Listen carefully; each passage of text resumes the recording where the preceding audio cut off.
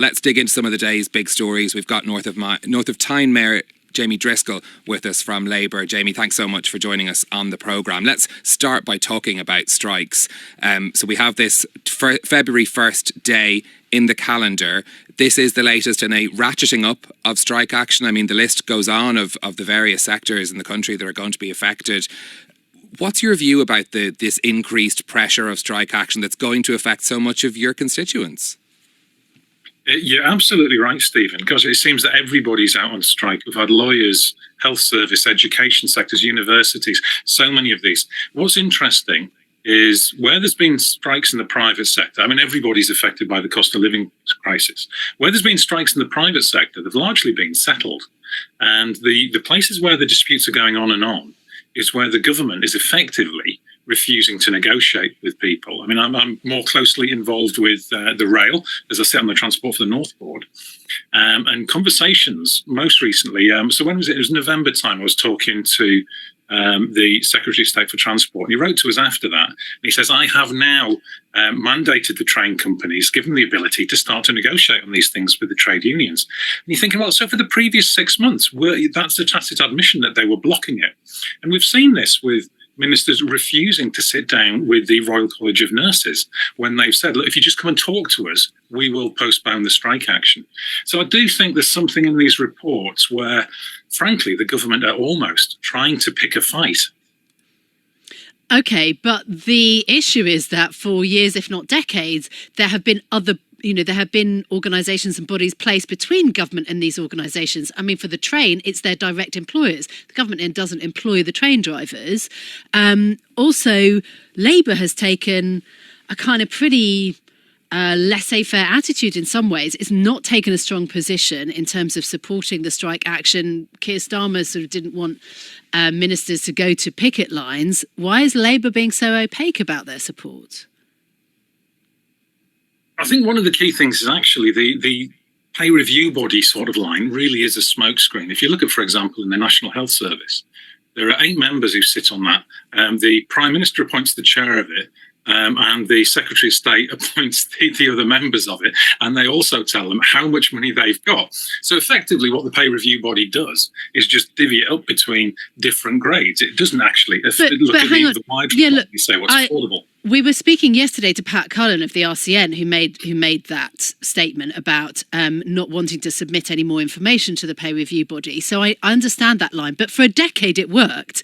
It's now lost the faith of a lot of these unions and leaders within the organisation. But actually for a decade, that was the system. If things need to change, that's obviously a conversation.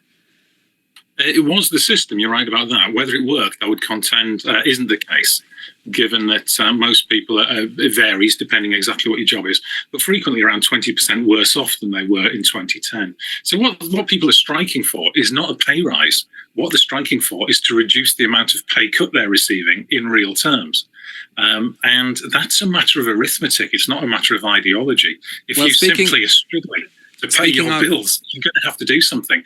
But I think the other point to make in this, and it's really important, is that if we look at, say, ambulance strikes, which is the most recent ones, this is the worst results in terms of patients waiting for an ambulance, in terms of people waiting once they've been delivered to hospital in an ambulance, was before the strikes. And it's the same with the rail.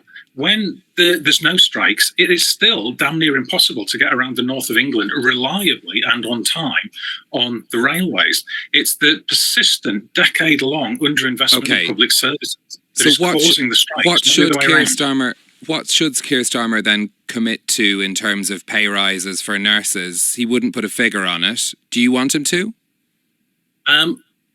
To be fair, I think it's a bit difficult to put a figure on it when you're not in the Treasury, you don't have full access to it. And when you get in, it's going to be 2 years' time. I mean, if we were having this conversation 2 years ago, Stephen, I think we'd be in a very different situation. We didn't know what was going to happen with the economy. So I do accept the argument he's saying on that.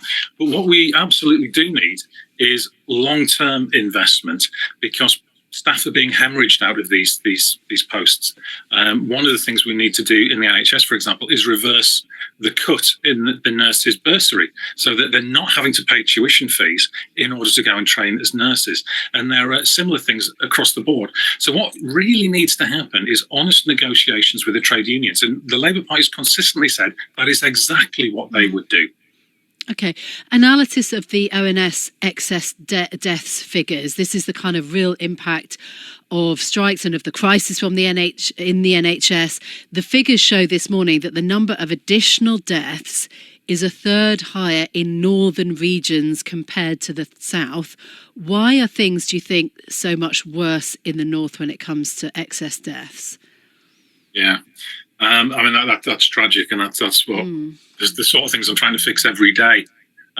We have, over the last 40 years in Britain, decided to move away from a manufacturing economy towards a financial services economy.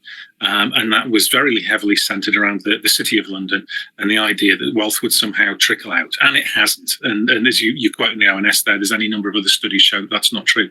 So when you start with people in slightly poorer housing with slightly less money in their pocket, with fewer life chances, then when any shock hits people, they're going to be affected worse. So that's the reality of it. The answer to this is to get serious investment decision making made in those regions and not by Westminster.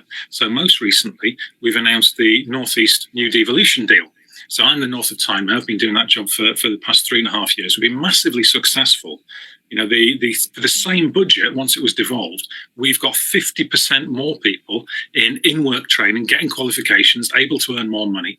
That's the sort of thing that makes a difference. That's what we want to build on with our new £4.3 billion deal that we've finally negotiated with government, got it over the line. It took a while. There was a few changes of personnel along the way in central government, but we've done it. So that's the sort of thing we need to do, the power to produce better housing here, but particularly to create jobs and good, well-paid jobs. So we were talking about Keir Starmer earlier. Absolutely 100% agree that this is the partnership between government and business to generate wealth in our country, which is what is needed, which is what we've been doing. One of the changes involved in that plan, though, will be a change to your job, because the North of Tyne mayor will become the new mayor of the North East. Are you going to run for that position? I am. Yes. We've got the track record. My staff team that we've built up, of course, they will be the basis of it. All of the programmes and projects we've been running for the past few years have been massively successful. Last year, you might not realise, the North East was the number one part of England for inward investment, creating jobs. We've been really good at this, and we work right down to a micro business level, working with small businesses, working out what they actually need, helping them get the staff and the investment, levering it in. We're developing investment grade funds to provide capital for startups and scale-ups coming out of our universities. All of these things that central government say would be a good idea, we're on with and we're doing, and we're proving it works. So absolutely, I want to continue to do that job. Okay. In the meantime, as strikes ratchet up on railways, hospitals, potential for teachers to go out on strike, junior doctors are balloting. You know, you could basically not get a GP appointment, a letter, or a train ticket, or in fact, be in school in the coming few weeks. Are you out on picket lines? Yeah, I do. I go and talk to the people on the picket lines, find out what their issues are. Everybody tells me, and I absolutely agree, that they would much rather not be on strike. I remember one nurse saying that she was in tears, but she felt not only does she have to do it for her colleagues in terms of the pay, but it is damaging their services. And sometimes it's better to ask the reverse question. Who would be defending the public services if the workers weren't engaged in industrial disputes? They're hemorrhaging staff. And that doesn't matter whether it's rail or ambulance staff or nurses. It's very increasingly hard to recruit because it's not just the pay, but the stress. The number one cause of sickness across all of these sectors is people getting burnt out and making them ill, but all stress-related illnesses to do with mental health, to do with burnout. And so it really needs fixing. We can't go on with a country where you can't recruit to these places and the people you've got are leaving. You can't sustain public services on that basis.